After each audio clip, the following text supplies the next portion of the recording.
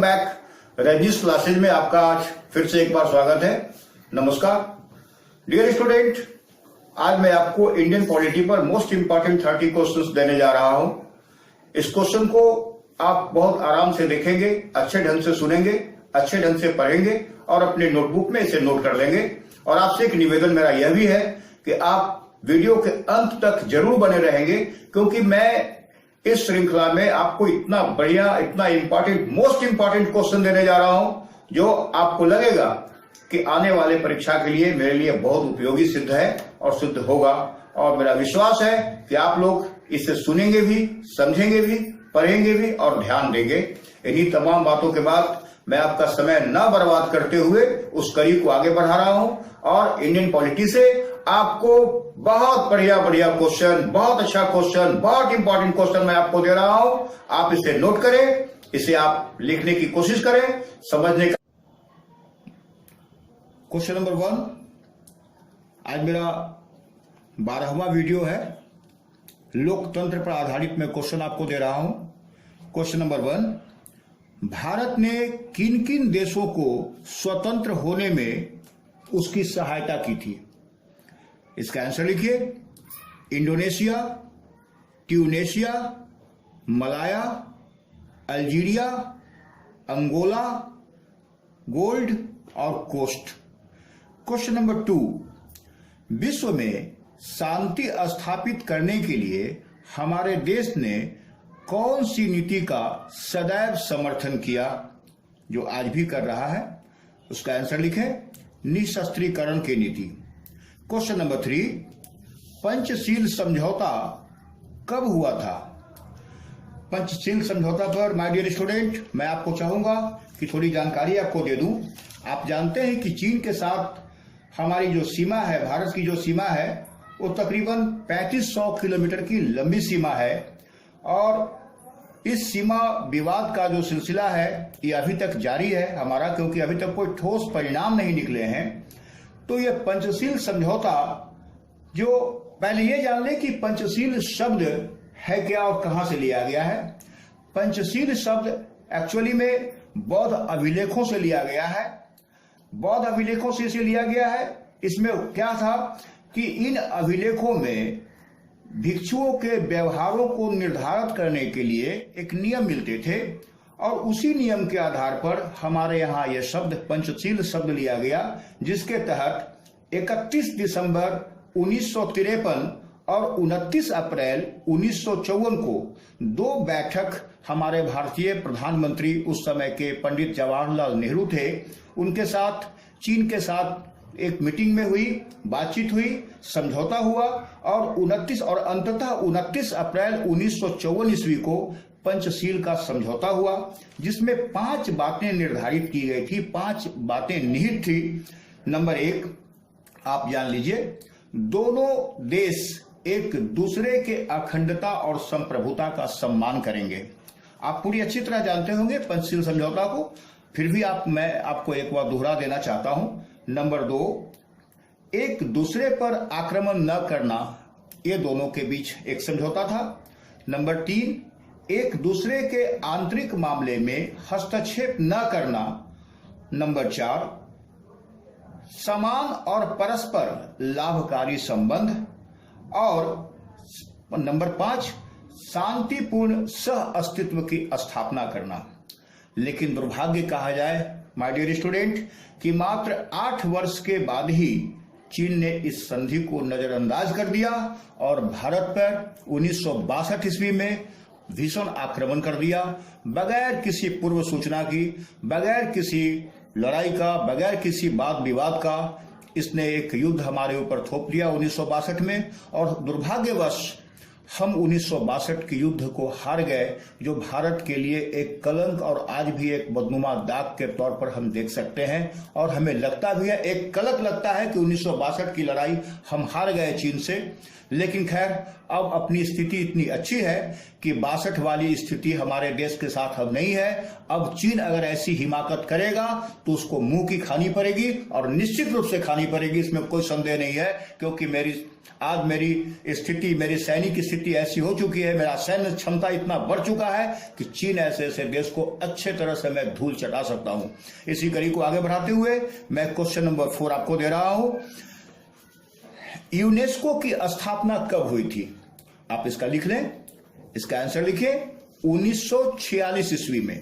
Question number 5, UNESCO का मुख्यालय कहां है? इसका आंसर लिखें पेरिस में। क्वेश्चन नंबर 6, यूनेस्को की स्थापना का उद्देश्य क्या है? इसका आंसर लिखिए शिक्षा, विज्ञान, संस्कृति के क्षेत्र में राष्ट्रों के मध्य आपसी सहयोग को प्रोत्साहित करना। क्वेश्चन नंबर 7, विश्व स्वास्थ्य संगठन की स्थापना, जिसे हम WHO के नाम से जानते हैं, कब हुई थी? लिखिए 1948 ईस्वी में। क्वेश्चन नंबर 8, यूनिसेफ संयुक्त राष्ट्र आंतरिक बाल आपात कोष, जिसे हम हिंदी में बोलते हैं, इसका फुल फॉर्म है, कि स्थापना कब हुई थी? इसका आंसर लिखिए 1946 ईस्वी में। My dear student, next question,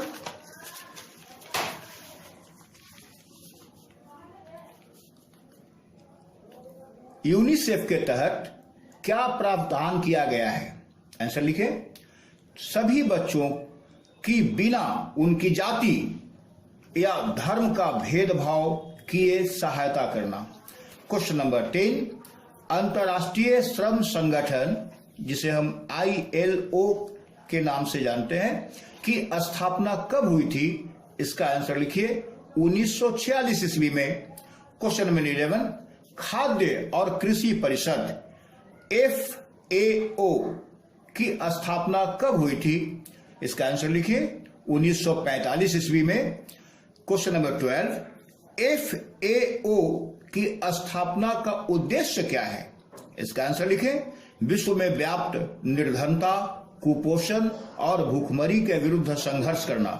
question number 13, किसके नेतृत्व में पूर्वी पाकिस्तान आजाद हुआ था? इसका आंसर लिखें शेख मुजीबुर रहमान के नेतृत्व में। आप जानते हैं कि उस समय मुक्ति वाहिनी सेना के रूप में इनकी एक सेना थी शेख मुजीबुर रहमान की, और विवाद का बहुत बड़ा कारण था, बहुत सारा कारण था, उसमें सबसे एक महत्वपूर्ण कारण था भाषा का विवाद भी। मैं बताऊंगा, डिटेल करूंगा आगे, जब ये चैप्टर में जाऊंगा, बांग्लादेश के बारे में बताऊंगा, भारत पाकिस्तान के बारे में बताऊंगा, तो मैं आपको डीपली नॉलेज आपको मैं दूंगा और उसे आप जानेंगे। क्वेश्चन नंबर 14, 3 बीघा गलियारा पट्टे के आधार पर हस्तांतरित करने को भारत कब राजी हो गया था? इसका आंसर लिखें जून 1992 ईस्वी में। क्वेश्चन नंबर 15, चकमा शरणार्थी किस देश के हैं? इसका आंसर लिखें बांग्लादेश के। क्वेश्चन नंबर 16, नागरिक शब्द, इस बात पे गौर कीजिएगा, नागरिक शब्द किस क्रांति के बाद लोकप्रिय हुआ? इसका आंसर लिखें फ्रांसीसी क्रांति के बाद। क्वेश्चन नंबर 17, मेयर का मुख्य कार्य क्या होता है? आंसर लिखिए निगम की बैठकों की अध्यक्षता करना और संचालन करना। My dear student, question number 18, ग्रामीण स्थानीय स्वशासन के 3 स्तर किस समिति के तहत निर्धारित किया गया है? आंसर लिखें बलवंत राय मेहता समिति के तहत 73वें संशोधन के तहत 1992 ईस्वी में।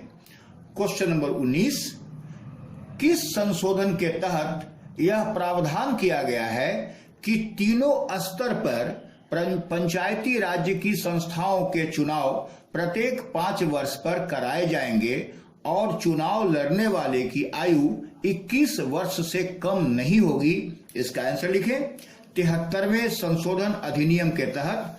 क्वेश्चन नंबर 20, नगर निगम कौन से महत्वपूर्ण कार्य करता है? आंसर लिखें जल आपूर्ति का कार्य, बिजली का आपूर्ति का कार्य, सफाई तथा सड़क पर रोशनी की व्यवस्था करवाना। क्वेश्चन नंबर 21, नगर निगम का सबसे महत्वपूर्ण अधिकारी कौन होता है? इसका आंसर लिखें मेयर, जिसे हिंदी में हम महापौर के नाम से जानते हैं। क्वेश्चन नंबर 22, नगर निगम के सदस्य क्या कहलाते हैं? आंसर लिखें नगर पार्षद।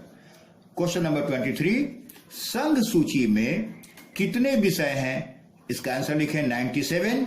क्वेश्चन नंबर 24, राज्य सूची में कितने विषय हैं? इसका आंसर लिखें 66। क्वेश्चन नंबर 25, समवर्ती सूची में कितने सदस्य हैं? इसका आंसर लिखें 47।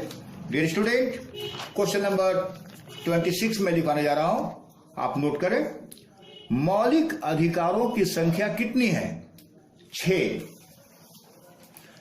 आप जानते हैं कि मौलिक अधिकार हमारे जो 6 हैं वो कौन कौन सा अधिकार है, आपको पता होना चाहिए। अगर नहीं है तो आप लिख लें।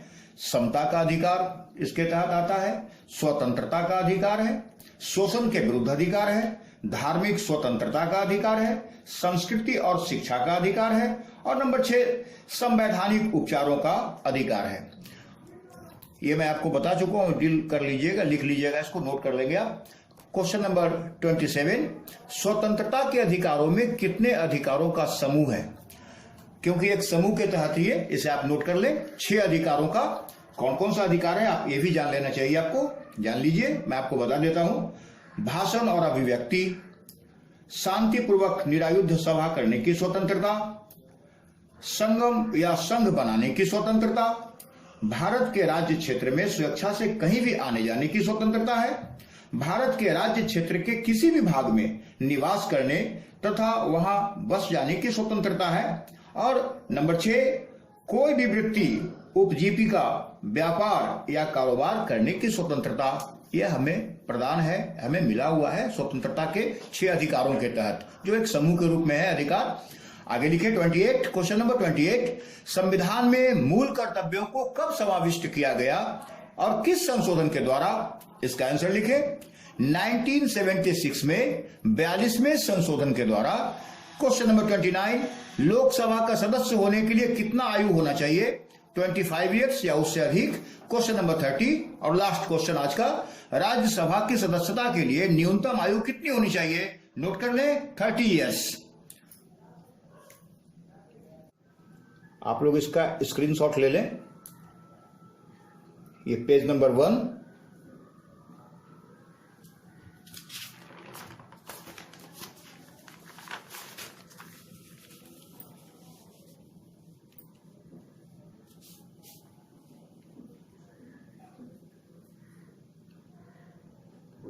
पेज नंबर 2,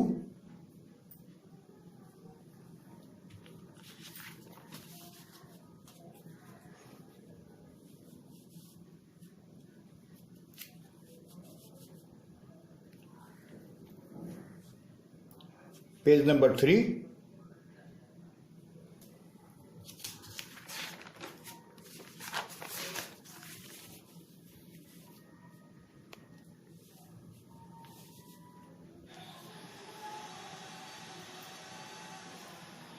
ये आपका पेज नंबर 4 हुआ।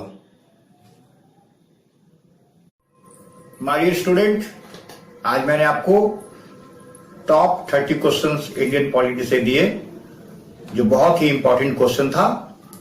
मेरा विश्वास है कि आपने उस क्वेश्चन को अच्छे ढंग से सुना होगा और अपने नोटबुक में आपने नोट भी किया होगा। बस एक बात मैं फिर से आपको याद दिला दूं, अगर मेरा वीडियो आपको पसंद पड़ता हो, पसंद पड़ रहा हो, मेरी भाषा आपको सही, पढ़ाने का ढंग आपको अच्छा लग रहा हो कि सर मेरे लिए कुछ मेहनत कर रहे हैं, अच्छे अच्छे क्वेश्चंस का कलेक्शन मेरे लिए ला रहे हैं, तो बस माय डियर स्टूडेंट, मैं एक बात कहना चाहूंगा, मेरे वीडियो को लाइक, शेयर करना और सब्सक्राइब करना ना भूलें। और मैं आपसे यही कहूंगा, मन से पढ़ें, खूब पढ़ें, और इस कोरोना काल में घर पर रह के जितना हो सके उतना मेहनत कीजिए। आपके लिए सफलता और फलदायी होगा। Best of luck.